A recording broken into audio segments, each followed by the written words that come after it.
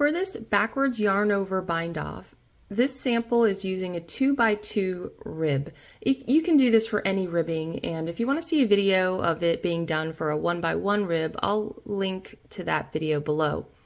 But it's done the same no matter what ribbing you have. In my case, as I said, I've got this 2x2 ribbing, and the first thing we want to do is knit that first stitch.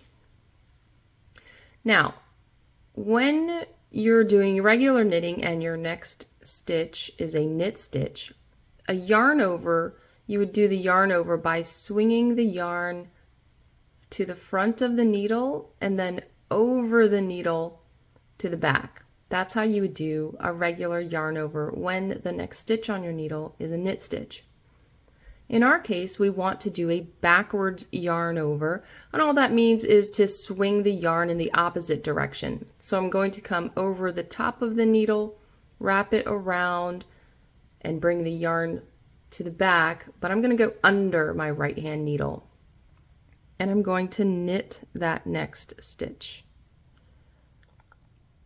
And now we're going to bind off these two stitches that are on the needle over the first stitch. So I'm just going to go in and lift each one of those over. And you're just going to repeat that.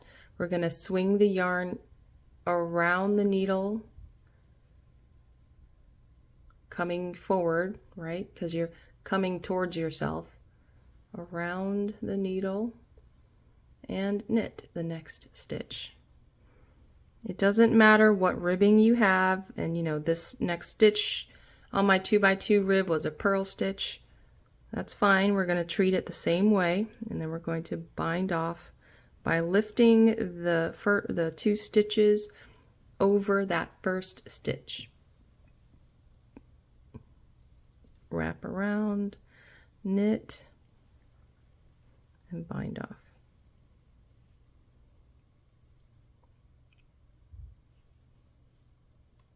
Wrap around, knit, and bind off. Wrap around, knit, and bind off.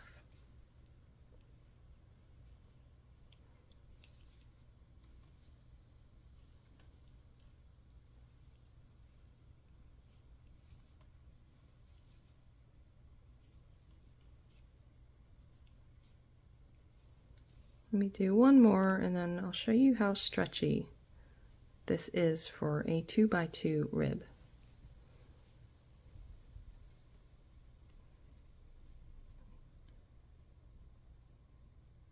It's pretty stretchy. Now this is a cowl that I'm working on, and I really need the the ends of this, each hem of this cowl, I really like it to be pretty stretchy. I don't like things